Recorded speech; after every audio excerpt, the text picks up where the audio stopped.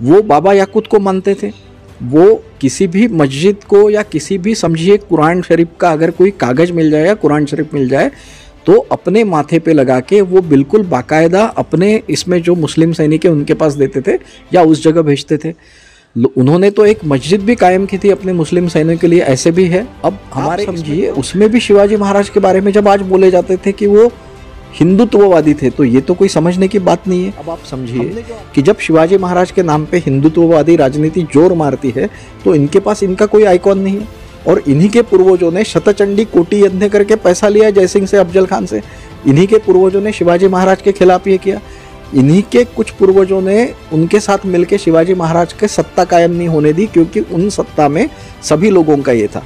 अब जैसे समुद्रबंदी इन्होंने डाल दी थी कि समुद्रबंदी आपने किया तो आपका धर्म बदल जाएगा। हमारे शिवाजी महाराज ने मुस्लिम बने हुए मोहम्मद कुली खान को नेताजी पालकर बनाया, उनके लड़के को अपनी लड़की दी। बजाजी निम्बाड़कर का हुआ, उनको अपनी लड़की दी। यानी इन्होंने धर्म में भी अपने तरीके से सोचा। तो आप समझिए ये किसी के खिलाफ थे क्या? किसी के खिलाफ नहीं थे।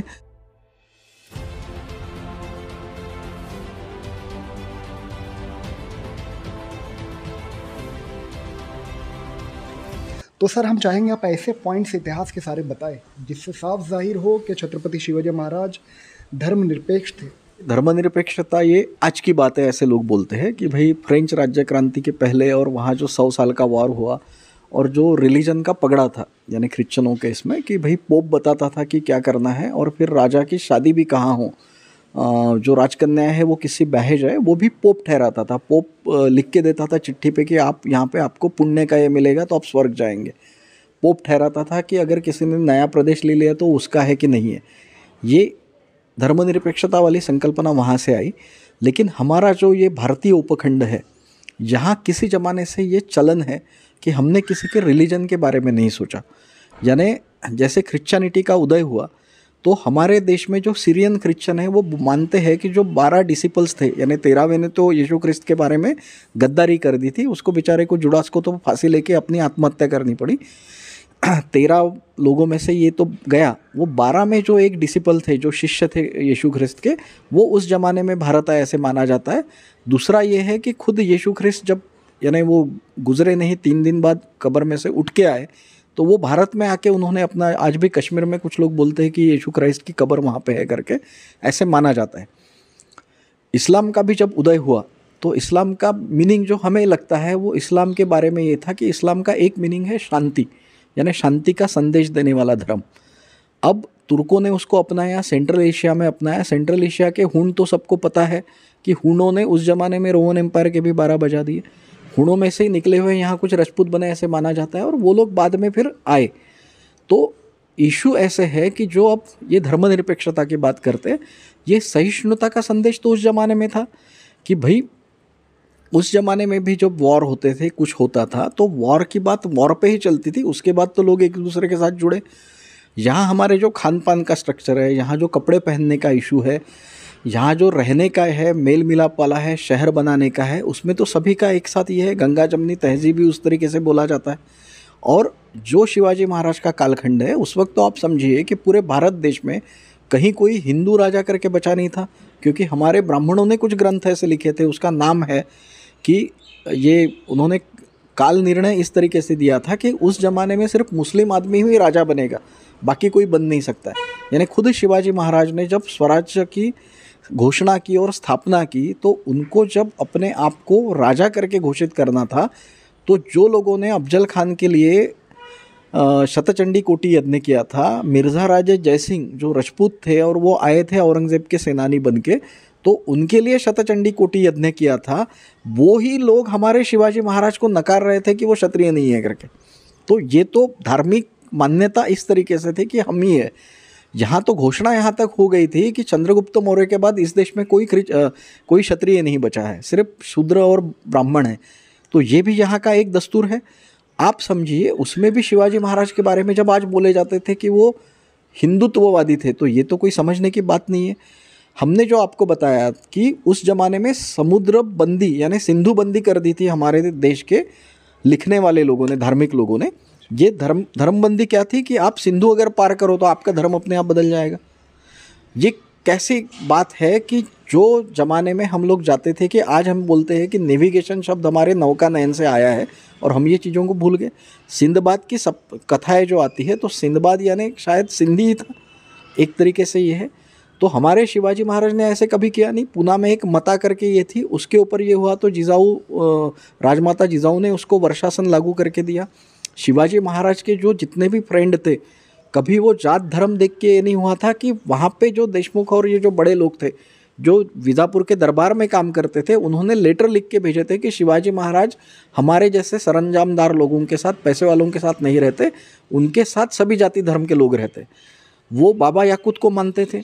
वो किसी भी मस्जिद को या किसी भी समझिए कुरान शरीफ का अगर कोई कागज़ मिल जाए या कुरान शरीफ मिल जाए तो अपने माथे पे लगा के वो बिल्कुल बाकायदा अपने इसमें जो मुस्लिम सैनिक है उनके पास देते थे या उस जगह भेजते थे।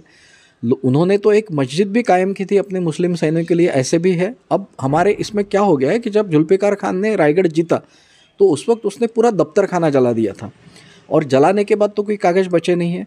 तो उसमें भी एक ये है कि जब वो कुतुब शाही में गए थे तो कुतुब शाह खुद डर रहा था कि शिवाजी महाराज का जो ये है कि वो अगर मिलने आएंगे तो क्या करेंगे।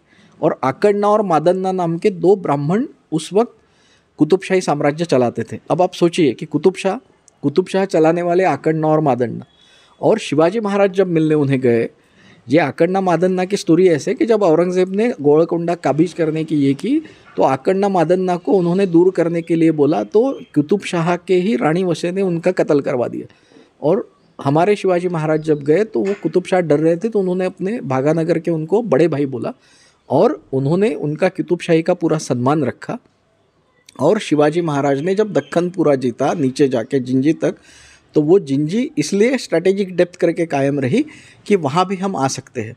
तो आप समझिए कि अगर इनको अपन मुस्लिम विरोधी बोलेंगे तो जब दिलेर खान ने हमला बोला आदिल शाही पे जो विजापुर दरबार के साथ ये था, तो हमारे शिवाजी महाराज ने और बाद में संभाजी महाराज ने विजापुर की आदिल शाही बचाने के लिए 5000 बैलगाड़ियों में खाने पीने का सामान भेजा था। यानी औरंगज़ेब ने बुढ़ाने के वक्त जब वहाँ के हमारे धार्मिक लोग, इस्लाम के धार्मिक लोग मिलने गए थे औरंगज़ेब से कि आप ये क्या कर रहे हैं, आप अपने ही धर्म की ये सल्तनत डुबा रहे, तो औरंगज़ेब ने ये आरोप किया था कि ये इनके साथ मिला हुआ है। तो आप सोचिए वो सिर्फ क्या धार्मिक वॉर था, ये तो सत्ता के लिए बोलना पड़ता है। आजकल जो छत्रपति शिवाजी महाराज का नाम का इस्तेमाल किया जा रहा है, क्या लगता है आपको आज के हालात? ये इशू यही मैं तब से आपको जो समझा रहा हूँ कि हमने बोला कि 712 में आए मोहम्मद बिन कासिम और उन्होंने सिंध जीता। उस वक्त राष्ट्रकूटों का राज तो एकदम कायम था। यानी आज भी आप जो अजंता एलोरा देखते हो, जो एलोरा का मंदिर है ऊपर से नीचे तक बना, उस वक्त के राष्ट्रकूटों ने बनाया था। और राष्ट्रकूटों का पुलकेशन द्वितीय करके जो राजा था, जैसे हमारे दक्कन के फौजों ने औरंगज़ेब को हराया, यानी दिल्ली वाले उत्तर वाले को यहाँ हमने 17वीं सेंचुरी में पराजित किया, ये सबको पता है। वैसे ही 7वें शतक में ठाणेसर का राजा हर्षवर्धन, वो हर्षवर्धन की सेना को हमारे राष्ट्रकूटों ने नर्मदा के पास हराया था। यानी 1000 साल पहले हमारे दक्कन के लोगों ने उनका पराजय किया था। जो राष्ट्रकूट है वो राष्ट्रकूटों के कुछ क्षत्रप मुस्लिम थे उस वक्त। यानी आप सोचिए कि सिंध प्रांत हमारे इससे मिलता है, यानी महाराष्ट्र के साथ ही सिंध लगा हुआ था अंग्रेजों के ज़माने में भी। यानी आप अगर मुंबई से अगर अंतर निकालेंगे तो कराची करीब आती है। तो आप समझिए कि ये जो आज की बात है कि शिवाजी महाराज के नाम पे हमें लड़ाना है, इसलिए हमने शिवाजी महाराज का खरा इतिहास ये किया। जो पानसरे साहब ने शिवाजी कौन होता करके एक 60 पन्नों का किताब लिखा था कि शिवाजी महाराज के फौज में मुस्लिम भी थे, उनका मर्डर कर दिया गया। आज तक हमें पता नहीं किसने किया। और आज हम जब शिवाजी महाराज का नाम लेते, शिवाजी महाराज के ज़माने में ऐसे कभी हुआ था?